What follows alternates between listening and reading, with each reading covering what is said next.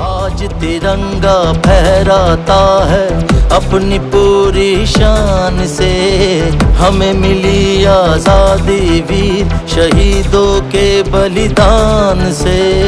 आजादी के लिए हमारी लंबी चली लड़ाई थी, लाखों लोगों ने प्राणों से कीमत बड़ी चुकाई थी। भारत की शान है तिरंगा, भारतीय का समा है तिरंगा।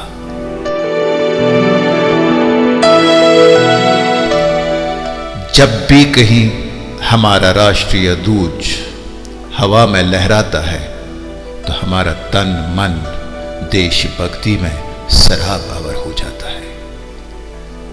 हमारे लिए भारतीय ध्वज का बहुत ही महत्व है। अलग अलग विचारधाराओं का होने के बावजूद ये धर्मों को एक राह पर ले जाता है और हमारे लिए एकता के प्रतीक में है।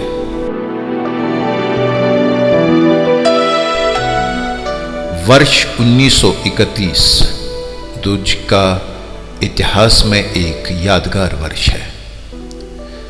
तिरंगे ध्वज को हमारे राष्ट्रीय ध्वज के रूप में अपनाने के लिए एक प्रस्ताव पारित किया गया।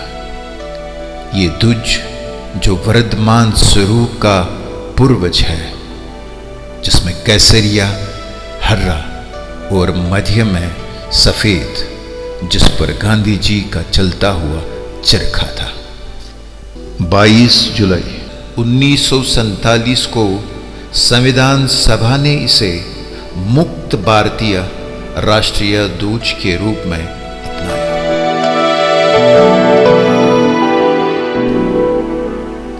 स्वतंत्रता मिलने के बाद इसका रंग और इसका महत्व बना रहा। केवल ध्वज में चलते हुए चरखे के स्थान पर सम्राट अशोक के धर्म चक्र को दिखाया गया।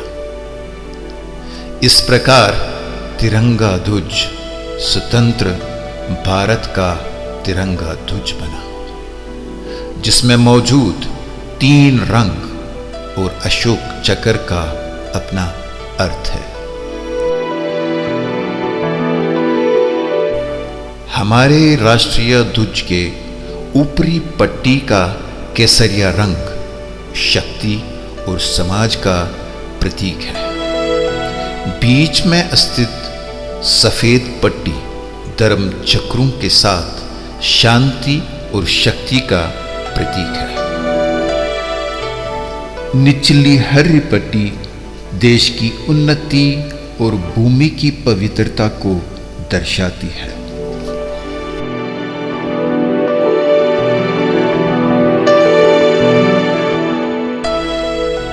अशोक चक्र को धर्म चक्र माना जाता है, जो कि समय चक्र भी कहलाता है।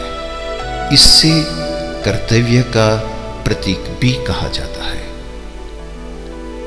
अशोक चक्र में स्थित 24 तीलियां मनुष्य के 24 गुणों को दर्शाती है, जिनमें संयम, आरोग्य, शांति, त्याग, शील, सेवा, समा, प्रेम, मित्र, बंधुत्व, संगठन, कल्याण, समृद्धि, उद्योग, सुरक्षा, नियम, संहिता, अर्थ, नीति, न्याय, संयोग, कर्तव्य, अधिकार और बुद्धिमत्ता शामिल है।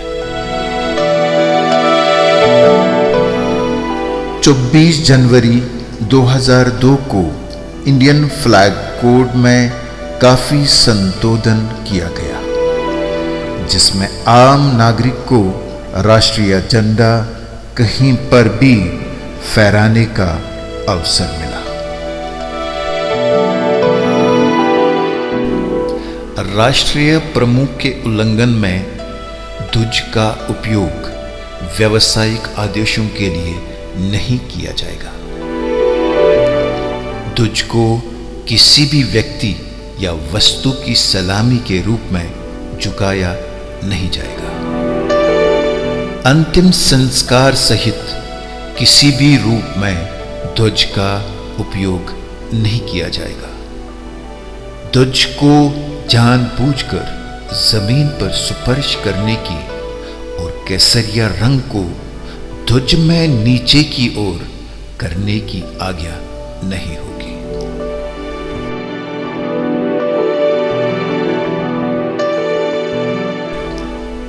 जनता या व्यक्तिगत संगठनों और शिक्षा के संस्थानों पर ध्वज को आरोहित किया जा सकता है, परंतु ये आचार्य संहिता के अनुरूप होना चाहिए।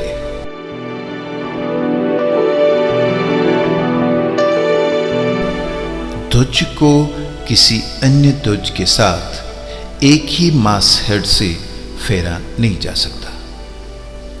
किसी और ध्वज को इसके ऊपर, इससे ऊंचा या इसके साथ साथ नहीं होना चाहिए।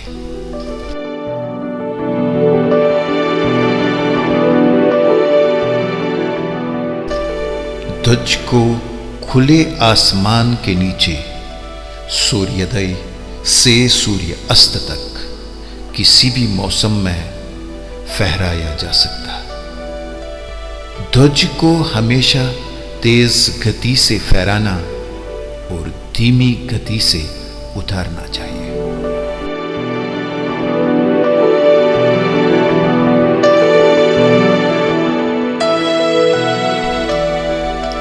जब ध्वज क्षैतिज रूप से प्रदर्शित हो तो केसरिया पट्टी सबसे ऊपर होनी चाहिए।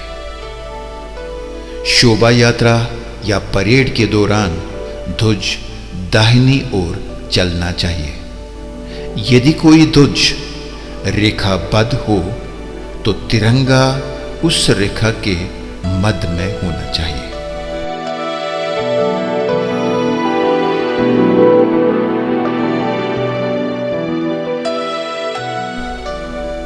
जब राष्ट्रीय ध्वज अन्य देशों के ध्वजों के साथ फहराया जाता है, तब सभी ध्वज मास समान आकार और लंबाई के होने चाहिए।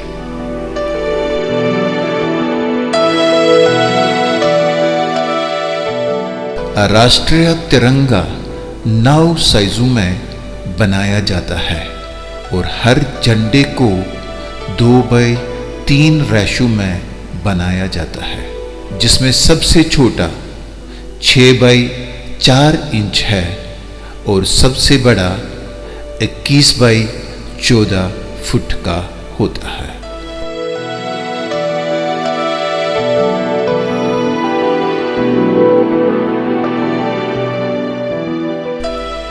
राष्ट्रपति, उपराष्ट्रपति, राज्यपाल, उपराज्यपाल जब आधिकारिक आवास पर मुख्यालय या भवन में होते हैं, जहां पर वो यात्रा के दौरे पर हो, तो ऐसे अवसरों पर भी तिरंगा फहराया जाता है।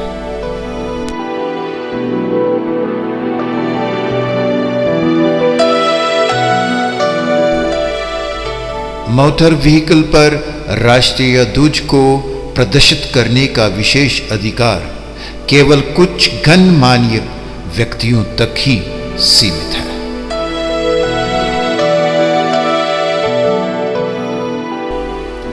राष्ट्रपति, उपराष्ट्रपति, प्रधानमंत्री जैसे गणमान्य व्यक्तियों की मृत्यु की स्थिति में भारत का राष्ट्रीय ध्वज पूरे देश में अलग अलग स्थानों पर आधा झुका रहना चाहिए।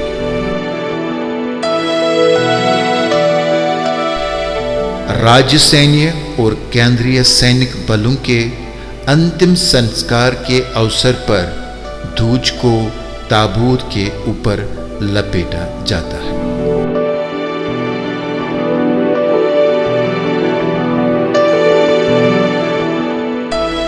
ध्वज के केसरिया पट्टी ताबूत के सर की ओर होती है। ध्वज ताबूत के साथ नीचे नहीं जाता है और ना ही जलाया जाता है।